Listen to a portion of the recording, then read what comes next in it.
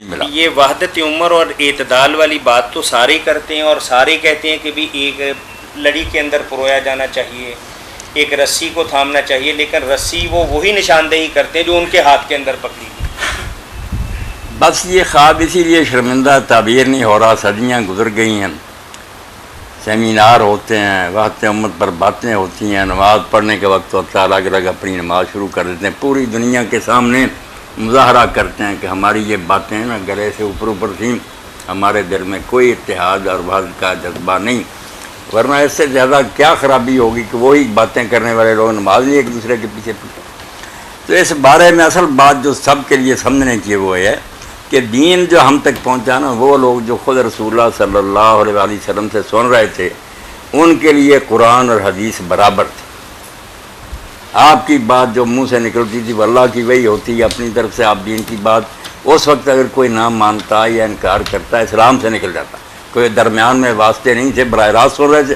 اب درمیان میں بہت سے آدمی داخل ہو گئے کہ فلاں نے فلاں سے سنا، اب ان کے بارے میں اتنی لمبی چوڑی بحثیں ہیں کہ ایک ہی آدمی کو کچھ لوگ کہتے ہیں سکہ اور معتبر ہے، دوسرے کہتے ہیں ضعیف ہے۔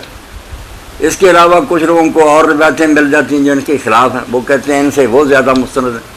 تو جب تک یہ فیصلہ نہ کریں گے کہ دین کا وہ حصہ جو اس حد تک یقینی اور بالکل قطعی ہے کہ پوری امت اس پر متفق، اس کو کہتے ہیں ضروریات دین، پہلے علماء ان کو الگ کریں، ان میں کوئی اختلاف کرے یا اس کا انکار کرے وہ اسلام سے خارج ہے، اس کو نہیں مسلمان سمجھا جائے گا، جیسے اللہ کے رسول کا آخری نبی ہونا ہے طے شدہ بات۔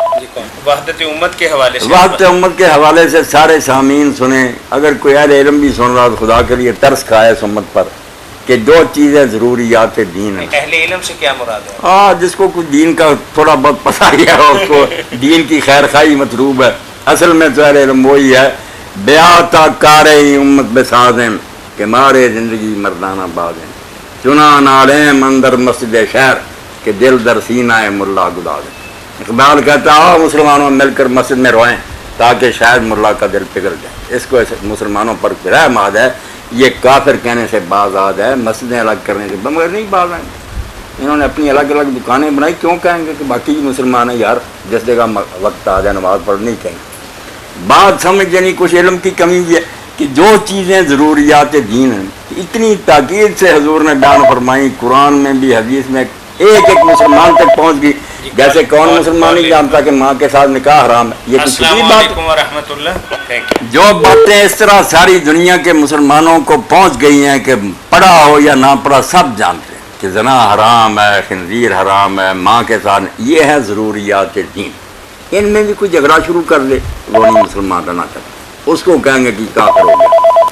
ٹرم تو یہ یاد رکھیں، ضروریات دین اس درجے کی چیزیں ہیں کہ مسلمان رہنا چاہتا ہے تو ہر شخص کو اس کا پتہ ہونا چاہیے۔ دوسری چیزیں ہیں کہ وہ ایک گروہ کو تو اس طرح پہنچی ہیں، ان کے پاس اتنی اس کی روایتیں ہیں کہ ان کے نزدیک وہ قطعی ہیں، بالکل ان میں کوئی شک نہیں ان کو کہ یہ ٹھیک ہے، مگر شروع سے اس بارے میں اختلاف ہو گیا، کچھ گروہ کسی نہ کسی غلط فہمی سے ان کے منکر ہیں۔ ان کے منکر کو کافر نہیں کہا جاتا ہے، اس پر آپ یقین رکھنا چاہتے ہیں تو کریں، مگر دوسروں کو کافر نہیں کہتے کیونکہ پہلے سے یہ بات شبے میں پڑ گئی، کچھ ماننے سے انکاری ہوگا، کر دیں گے۔ بڑی مہربانی۔ تیسرا ہے ظنیات، ظن غالب کہ پروبیبل، شاید حضور نے فرمایا، یہ جس کو تسلی ہو مانے۔ دوسرا کہتا میرا نہیں یقین کہ آپ نے فرمایا، کوئی اس کو گمراہ بھی نہیں کہہ سکتا۔ تین چیزیں جب تک الگ الگ کر کے چھانٹی کر کے دماغ میں نہیں بٹھائیں گے نا کہ ضروریات دین کیا، قطعیات کیا ہیں جو آپ کے نزدیک قطعی ہیں مگر دوسرے لوگ اس میں شک کرتے ہیں۔ تیسری ہے ظنیات کہ وہ قطعیات کے درجے نہیں، گمان ہے، یہ خیال گزرتا ہے شاید حضور نے۔ یہ تین چیزیں کوئی پڑھائے کوئی پڑھے ساری عمر کوشش کر کے اس کو الگ الگ کرے تو فیصلہ کرے نا۔ ضروریات دین کا منکر کافر ہے، قطعیات کا منکر جو کہیں ہمارے گروہ سے نہیں ہے یہ مگر آپ اس کو کچھ نہیں گمراہ وغیرہ کہہ سکتے۔ ظنیات کا جو نہیں قائل اس کو کچھ بھی نہیں کہہ سکتے۔ یہ ظنیات جنہیں کسی نے سمجھا مجھے روایت پہنچی حضور رفائی جان کرتے رہے آخر تک، کچھ کہتے ہیں ہمیں پہنچی کہ نہیں پہلے کرتے چھوڑ دیا، کچھ بھی نہیں، یہ باتیں برا بلا کہیں، یہ کلیئر کریں مائنڈ تو پھر اتحاد ہو، صلح ہو، مسئلے ایک ہو جائیں، ہر جگہ لوگ نماز پڑھیں، محبت کریں ہر عالم سے، ورنہ چھوٹی چھوٹی بات ایک آپ نے اخباری افواہ بھی پڑھ لی ہو جو اس کو نہیں مانتا وہ کافر ہے، عقل کے اندھ ہو تمہیں پتا ہے کہ حضور نے یہ فرمایا؟ اس کے لیے کتنے یقین کی ضرورت ہے؟ جی